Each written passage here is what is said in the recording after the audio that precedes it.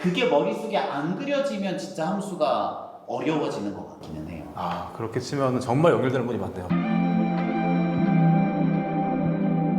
안녕하세요. 대치동 개셀입니다. 저는 고대원. 전체신의 저는 김철호입니다. 오늘은요, 학생들을 지도하는 선생님의 입장에서 학생들이 제일 어려워하는 단원에 대한 이야기를 해보려고 해요.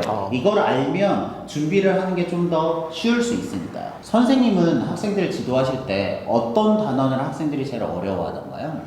아이들 아무래도 좀 같이 수업을 해보면은 기하 쪽이, 그러니까 이제 고3 때 배우기는 하는데, 그러니까 3D로 있는 공간에 있는 이런 내용들을 2D로 평면에 옮기다 보니까 축만 해도 X축, Y축, Z축 3개가 있고 굉장히 이제 그렇게 약간 좀 홀로그램처럼 다 띄어서 볼 수 있으면 좋은데 그거를 평면으로 딱 그리다 보면 굉장히 좀 그게 어려운 것 같아요. 그래서 그런 게 공간 능력이 좀 있는 아이들은 그래도 잘 하는데 보통 일반적인 아이들은 굉장히 많이 그걸 어려워하는 단원인 것 같아요. 그러니까 도형을 머릿속에서 구현화하고 그것을 이동시키거나 돌리거나 하는 이런 기하 쪽에서 아이들의 어려워하는 단원이 그쵸. 나온다는 예. 거죠. 선생님은요? 네, 맞아요. 특히 입체, 저희 이제 초등 과정에서도 그쵸. 제목도 공간과 쌓기나무. 입체. 네, 그래서 그걸 안 배워서 옛날에 진짜. 예. 바뀌기 전에 쌓기나무라고 그랬는데 이 단어는 그러니까 아이들마다 성향에 따라서 성취도도 천차만별이고 그다음에 가르치기도 쉽지가 않아요. 그거를 정말 잘하게 만들어주는 방법도 사실은 좀 쉽지가 않아가지고 저 같은 경우는 교구 만져보게 그렇게. 하면서 그게 제일 쉬운 것 같아요. 맞아요. 그게 제일 네. 좋은 것 같더라고요.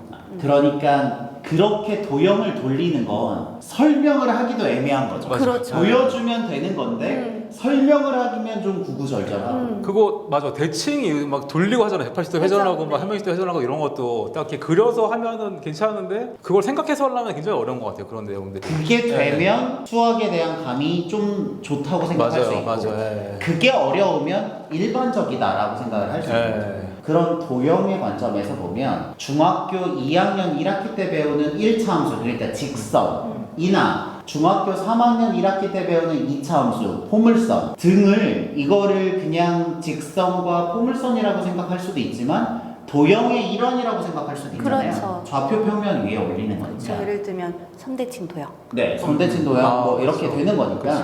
맞아요. 그런 것들을 이제 폭을 바꾸거나 위아래로 이동을 시키면 함수를 그릴 줄 알면 되게 쉬운데 그게 머릿속에 안 그려지면 진짜 함수가 어려워지는 것 같기는 해요. 아, 그렇게 치면 정말 연결되는 분이 많네요. 초등과정부터 쭉 시작해서 쭉 이렇게 올라가는 것 같아요. 그러니까 1단실에서도 보면은 그 2학기 때 나오는 이제 공간도형 이런 거 나오잖아요. 건날리 부피 같은 거 구하는 거. 네. 그런 게 결국에는 이제 고3 때 기하 쪽 연결되는 것 같아요. 그쵸. 그런 거 구하는 게. 단면. 입체 도형에서 점 6개를 지나는 단면을 잘랐을 때 그 모양은 무엇인가 이런 거는 맞아요. 실은 설명이 필요하다기보단 잘라져서 그 단면이 머릿속에 떠오르면 답이 나오는 맞아요. 거니까 이런 부분이 조금 어려운 것 같아서 혹시나 이런 기하 쪽에서 우리 아이가 힘들어 한다면 그런 부분은 우리 아이가 조금 더 문과 성향을 갖고 있을 수도 있구나 라고 생각을 해보셔도 괜찮지 않을까 싶습니다. 맞습니다. 예. 근데 분명히 그렇게 만지고 잘라보고 관찰하면서 감각 자체가 커지기도 하거든요. 연습으로 되기도 그렇죠. 한다. 네. 맞아요. 그런 부분도 있죠. 그쵸. 기하 부분이 어렵고 학생들이 힘들어하는 건 알겠어요.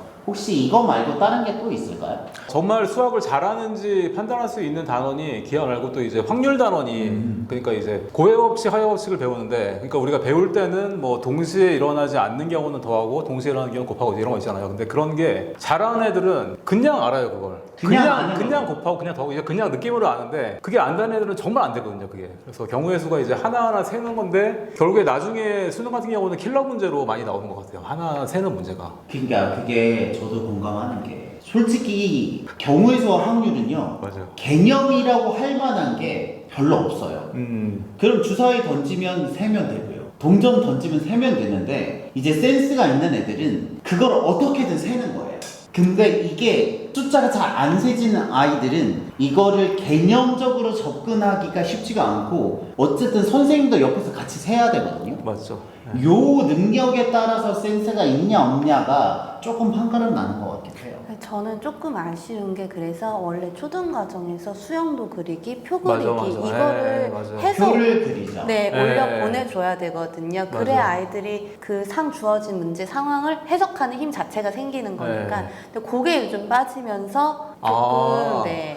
수영도 그리기나 그쵸. 이런 교과 과정이 좀 빠지면서 네. 중학교 올라와서 그냥 경우의 수와 확률로 딱 그렇죠. 튀어나가는 거죠. 근데 이미 중학생이 돼버리면 수영도를 그리고 있을 시간은 없는데 고배 법칙, 하배 법칙만 가지고 헤쳐나가야 되는 게 쉽지 않은 거죠. 그런 서로. 부분이 있을 수 있고. 그러니까 좀 어려운 단원이 위로 많이 올라간 것 같아요. 그리고 그쵸. 말씀하신 수영도랑 그런 게 굉장히 중요한 것 같아요. 표를 그리고 하는 게.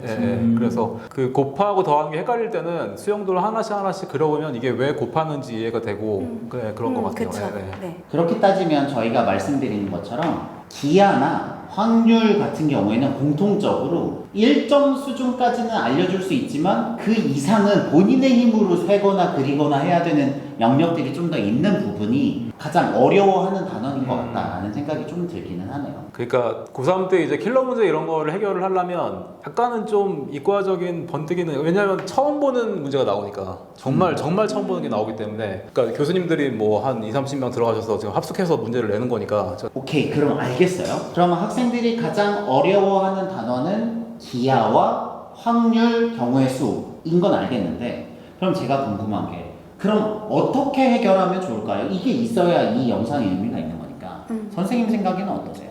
저는 이제 아까도 잠깐 말씀드린 것처럼 직접 해보는 그 경험이 많아져야 된다고 봐요.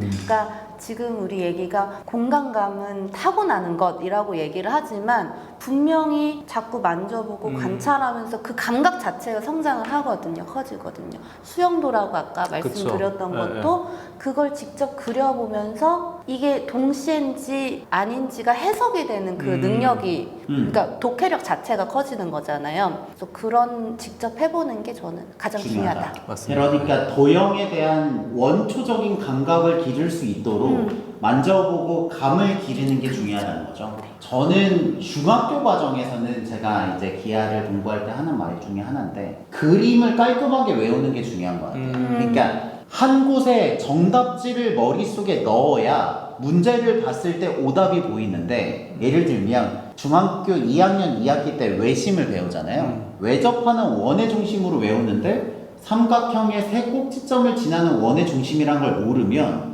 문제를 보고 이게 외심 문제인지를 모르는 거예요. 그러니까 그 교과서에 나오는 성질이나 뭐 닮음이나 혹은 무게중심처럼 특정한 영역에 대한 개념과 성질에 대한 그림을 머릿속에 깔끔하게 외우고 있으면 문제를 풀 때 훨씬 더 낫다라는 생각을 가지고 있어서 저는 답안지 외우는 느낌으로 그림을 외우라고 추천을 하기는 합니다. 그런 의미에서 우리 학원에서는 이제 백지 테스트가 굉장히 많이 유용하지 않나.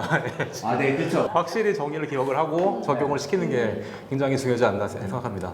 그쵸. 그래서 오늘은 저 혼자 말고 경험이 많은 분들과 함께 어떤 단원이 어렵고 그래서 어떻게 해결하면 되는지에 대한 이야기를 해봤는데요. 근데 오늘은 좀 괜찮은 것 같아요. 네, 이렇게 여러분들이 궁금해하실 만한 내용으로 모아서 영상을 찍을 수 있도록 하겠습니다. 네, 시청해주셔서 감사하고 다음 영상에서 다시 뵙겠습니다. 여러분들의 교육을 응원합니다. 저희는 KH동 캐슬이었습니다. 감사합니다. 감사합니다.